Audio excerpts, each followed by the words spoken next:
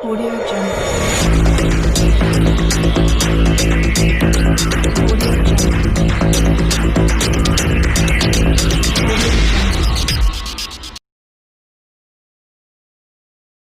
Good morning बच्चों, कैसे हैं आप?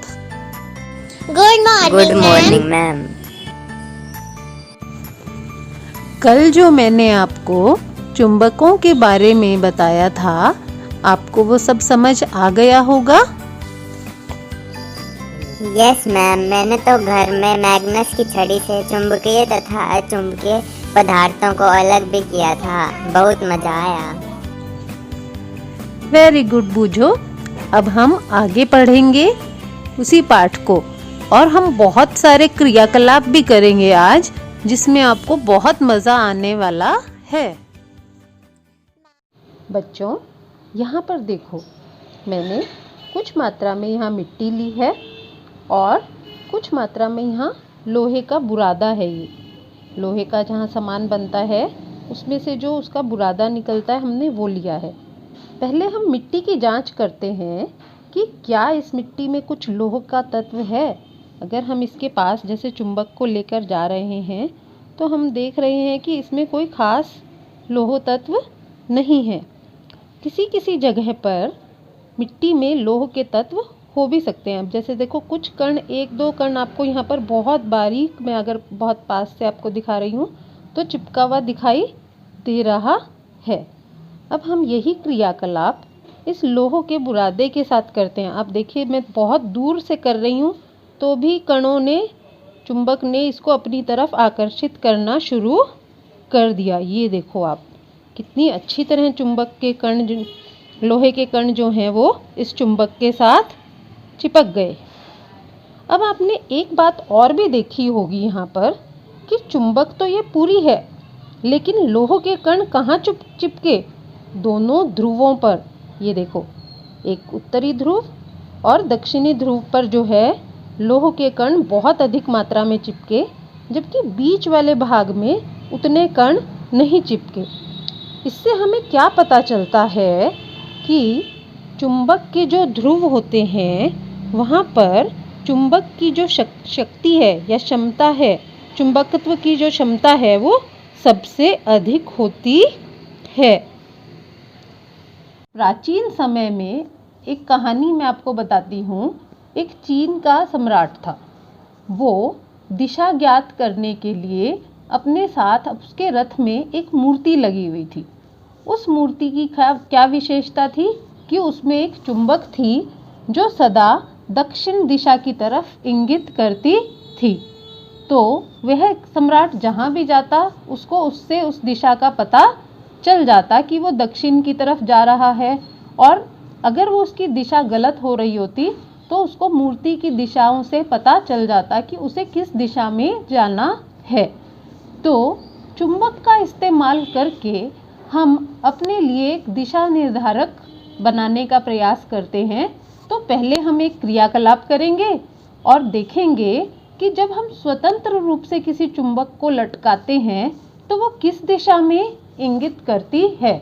इस अभी जो मैंने आपको कहानी सुनाई, जिसमें कि वो मूर्ति एक दिशा की ओर सूचित करती थी या इंगित करती थी, अब हम इसी से संबंधित एक क्रियाकलाप भी कर देखते हैं। मेरे पास यहाँ पर एक धागे से लटकी हुई स्वतंत्र रूप में एक छड़ चुंबक है। यहाँ पर आप देख सकते हैं कि मैंने एक लकड़ी से धागा बांधकर और एक छड़ चुंबक को उसके साथ बीच में से बांध रखा है। अब हम इसको हिलाते हैं किसी भी दिशा में, और आप देखेंगे कि कुछ समय बाद जब ये विराम अवस्था में आ जाएगी तो ये स्वतः ही उत्तर दक्षिण दिशा की तरफ इंगित करती है हमेशा। आप इस बात को देखेंगे, यहाँ मैंने नीचे चित्र भी बना रखा है आपको दिशाएं सही तरह से बताने के लिए। हम सूरज की जो उगने की दिशा है उसको पूर्व दिशा मान लेते हैं, और आप देख रहे हैं धीरे धीरे जो छड़ चुंबक है उसका ये एन, उत्तरी जो ध्रुव है, वो नॉर्थ की तरफ ही हमें इंगित करता हुआ दिख रहा है, और जो एस यानी दक्षिणी ध्रुव है वो दक्षिण दिशा की तरफ इंगित करता हुआ दिख रहा है। इसको हम थोड़ा और पास से देखते हैं ताकि आपको ये N और S बहुत स्पष्ट दिखाई दे सके। अब ये दिख रहे हैं आपको। तो इस प्रकार आप भी इसका प्रयोग करके देख सकते हैं। इस प्रकार ये एक दिशा सूचक का काम करती है। कंपास जो है वो कुछ इस प्रकार की दिखाई देती है। अब हम क्रियाकलाप के द्वारा भी इसे देखते हैं कि किस प्रकार ये भी उत्तर दक्षिण दिशा की ओर ही इंगित करती है। अब जैसे मैंने आपको क्रियाकलाप में दिखाया कि छड़ चुंबक जो है उत्तर दक्षिण दिशा की तरफ इंगित कर रही थी, और अब मेरे पास यहाँ पर क्या है, ये एक कंपास है। आजकल हम इसी का यूज़ ज़्यादा करते हैं, और ये भी देखो आप उत्तर दक्षिण दिशा की तरफ ही इंगित कर रही है। अब मैं इसके पास एक छड़ चुंबक को लेकर आती हूँ, तो आप इसकी दिशा में कुछ परिवर्तन, अब यहाँ पर S के साथ S है, अब यहाँ हम इसके परिवर्तन कर रहे हैं, तो देखो इसकी दिशा में भी परिवर्तन हो रहा है, यानी कि चुंबकीय प्रभाव हमें नज़र आ रहा है। आप इसकी सुई को, कंपास की सुई को हिलते हुए, वाइब्रेट करते हुए देख सकते हो। यहाँ देखो, अब मैं जैसे नॉर्थ और साउथ को लेकर आई तो ये बिल्कुल उसकी दिशा में दोबारा से आ गया। इसके बाद हम पढ़ेंगे कि आप अपना चुंबक कैसे बना सकते हैं। जैसे ये देखो, आप मैंने यहाँ पर ऑलपिन ली है और आपने एक चुंबक लेकर इस चुंबक से इस लोहे के टुकड़े को इस प्रकार रगड़ना है। ऐसे यहाँ तक पूरा लाके फिर वापस वहाँ तक ऊपर उठाकर ले गए, और इसको कई बार आप इस तरह से जब रगड़ेंगे तो आप देखेंगे कि लोहे की जो ये ऑलपिन है इसमें कुछ चुंबक के गुण आ गए होंगे। अब हम यहाँ पर एक और लोहे के साथ इसको देखो, अगर ले रहे हैं तो ये देखो इसके साथ चिपक रही है। आपको यहाँ पर मैं अच्छी तरह दिखा दूँ कि ये देखो एक हमारे लिए ये चुंबक जैसी बन गई, और ये इस पिन को साथ में अपने चिपका रही है।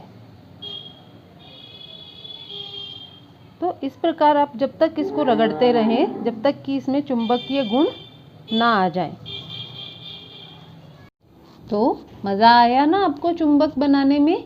अब इसी चुंबक की सहायता से हम अपने लिए एक कंपास भी बनाते हैं। मैं ऑलपिन को पुनः एक बार चुंबकीय बना रही हूँ। इसको चुंबकत्व इसमें गुण दे रहे हैं हम इसको, और हम एक और कंपास बनाएंगे। उसी से संबंधित एक क्रियाकलाप और करते हैं हम। अब हमने इस ऑलपिन पे चुंबक को बहुत बार रगड़ा, और यहाँ पर मेरे पास एक थर्मोकोल का टुकड़ा है, और मैं इस पिन को इसमें लगा देती हूँ।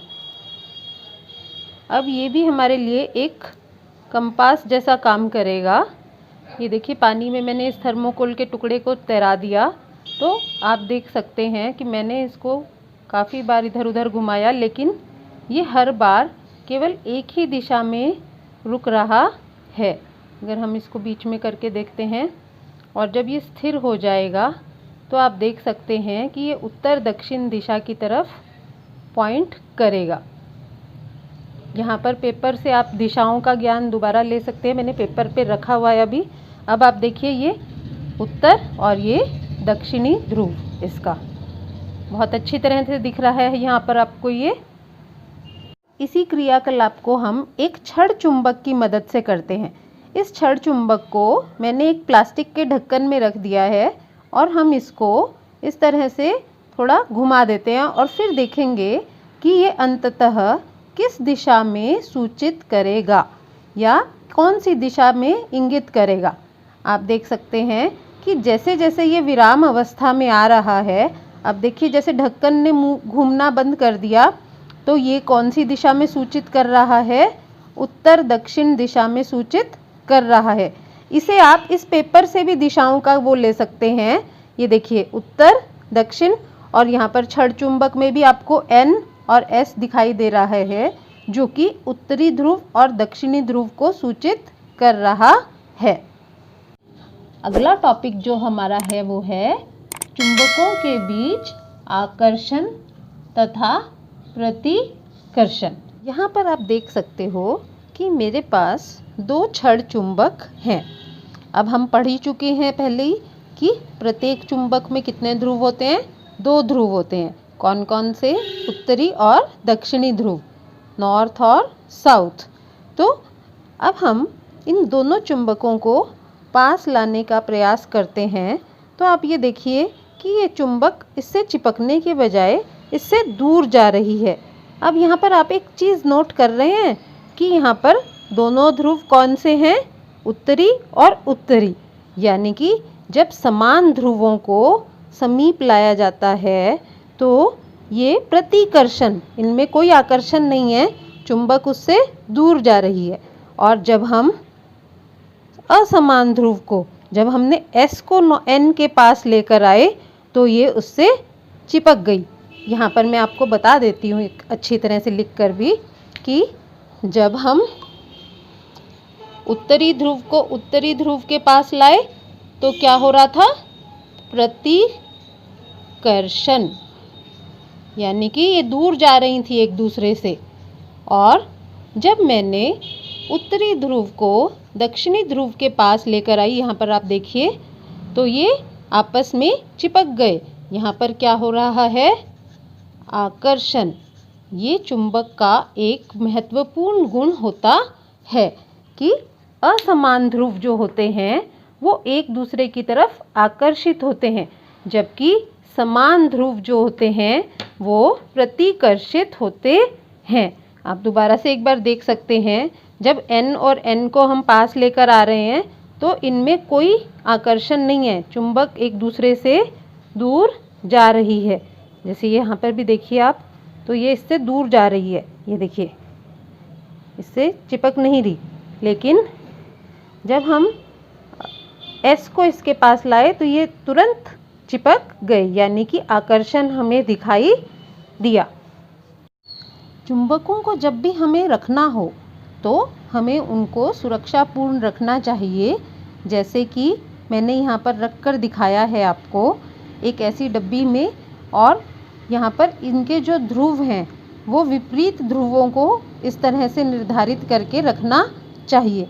और इसके बीच में इस तरह की प्लास्टिक की एक पट्टी हमें लगा देनी चाहिए, जिससे कि इनकी चुंबकत्व शक्ति जो है वो यथावत रहे और ख़राब ना हो। दूसरी बात का हमें और ध्यान जो रखना है वो क्या है कि हमें चुंबक को कभी भी ऊपर से गिरने से बचाना चाहिए। जैसे अब ये चुंबक एक बार यहाँ गिर गई तो आप देख सकते हैं कि इसकी चुंबकत्व शक्ति यहाँ पर ख़त्म हो गई, तो ये एक तरह से हमारे लिए अब काम नहीं कर रही। तो चुंबक इस तरह से टूट सकती हैं, तो इनकी भी शक्ति समाप्त हो जाती है। इसी प्रकार हमें चुंबकों को गर्म भी नहीं करना चाहिए, यानी कि आग जलाकर उसको आप गर्म करने की कोशिश करेंगे तो भी उसकी जो चुंबकत्व शक्ति है, उसका जो मैग्नेटिज्म है वो ख़त्म हो जाता है। मैम, आज जो आपने क्रियाकलाप कराए हैं वह बहुत मज़ेदार थे। अब मैं ये सारे क्रियाकलाप घर पर ज़रूर करके देखूंगी। Thank you ma'am.